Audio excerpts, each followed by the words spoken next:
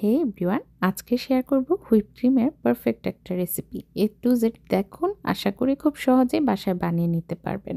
তো এই হুইপ ক্রিমটা আমি বানানোর জন্য এখানে হুইপ অ্যান্ড টপ ক্রিম ব্যবহার করেছি। আপনারা চাইলে বিবো কিংবা ট্রপিক্যাল ক্রিম দিয়েও কিন্তু একই পদ্ধতিতে এই কেকের ক্রিমটা তৈরি করতে পারেন।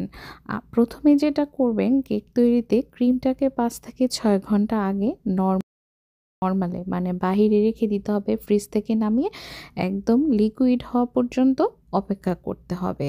তারপর যখন একদম ক্রিমটা লিকুইড হয়ে যাবে, তখন আমরা সেটা দিয়ে একটা ক্রিম তৈরি করব। আমি অবশ্য আজকে হুইপ অ্যান্ড টপ ক্রিমটা ব্যবহার করছি। একই পদ্ধতিতে আপনারা চাইলে বিবো আর ট্রপিক্যাল দিয়েও এটা করতে পারেন। প্রথমে ক্রিমটাকে তৈরি করার আগে ভালোভাবে ঝাঁকিয়ে নিতে হবে।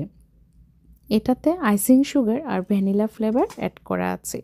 এখানে বল আর বিটারের কাটাগুলো আমি আগে থেকেই ডিপ ফ্রিজে রেখে ঠান্ডা করে নিয়েছি।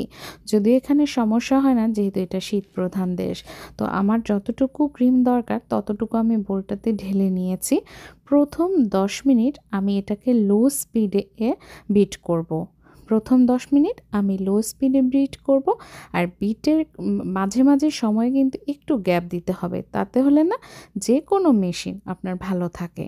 তো প্রথম 10 মিনিট আমি এটাকে একদম লোতে রেখে বিট করেছি। বিট করার পর আস্তে আস্তে দেখবেন ক্রিমটা একটু একটু ভারী হতে থাকবে। তখন আমি প্রথম 10 মিনিট লোতে করে তারপর মিডিয়ামে দিয়ে এটাকে ভালোভাবে বিট করে নিব। এখন আসি মূল কথায়। এই পর্যায়ে আমাদের দেশে অনেকে কিন্তু আইসিং সুগার ব্যবহার করে। আইসিং সুগার ব্যবহার করলেও সেটা 2 থেকে 3 বারে দিয়ে ভালো করে চেলে তারপরে ব্যবহার করতে হবে। ঠিক আছে, আমার এখানে এসেন্স কিংবা আইসিং সুগার যেহেতু অ্যাড করা আছে, তাই আমি কিছুই অ্যাড করিনি। এটাতে শুধুমাত্র ক্রিমটাকে বিট করেছি। তারপর মিডিয়াম স্পিডে এটাকে বিট করেছি 10 থেকে 15 মিনিট। তারপর দেখেন একটা ফোমের মতো কিন্তু হয়ে আসছে। এখন আপনারা কখন বুঝবেন যে ক্রিমটা পারফেক্টভাবে হচ্ছে? যখন আস্তে করে একটু বিটারের কাঁটাটা ঘোরাতে হাতা লাগবে বা একটু ভারী ভারী মনে হবে, দেখেন একটা ফুলের মতো তৈরি হচ্ছে, তার মানে ক্রিমটা হয়ে এসছে। তারপর একদম হাইতে রেখে এখন আমি আরও 10 মিনিট বিট করব। আমার এই ক্রিমটা তৈরি করতে মোট 30 মিনিট লেগেছে। প্রথম 10 মিনিট একদম লোতে করে, তারপর মিডিয়ামে রেখে, তারপর হাই স্পিডে। এই ক্রিমটা এইভাবে একবার করে দেখবেন, আশা করি আপনারা ট্রপিক্যাল কিংবা বিবো দিয়ে করলেও নিরাশ হবেন না বা ক্রিমটা গলে যাবে না। আর গরমকাল হলে অবশ্যই এটার নিচে একটা বরফের বাটি দিয়ে নিতে হবে। যেহেতু এখানে আমার মাইনাস চলছে তাপমাত্রা, তাই আমার সেটার প্রয়োজন হয়নি। এইভাবেই আপনারা ক্রিমটা তৈরি করতে পারবেন, আশা করি গলবে না। আর আপনারা বাসায় বা নির্দ্বিধায় এই ক্রিমটা খাওয়াতে পারবেন।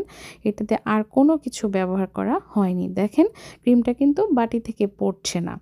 লক্ষ্য করে নিশ্চয়ই দেখেছেন, একদম পারফেক্টভাবে হয়েছে।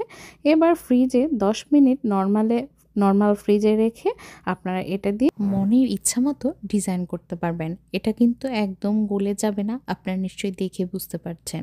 তো আপনার আজকের এই হুইপড ক্রিমের রেসিপিটা আপনাদের কেমন লাগলো অবশ্যই কিন্তু কমেন্ট করে জানাবেন, কিংবা কোনো প্রশ্ন থাকলে কমেন্ট বক্সে জানাবেন।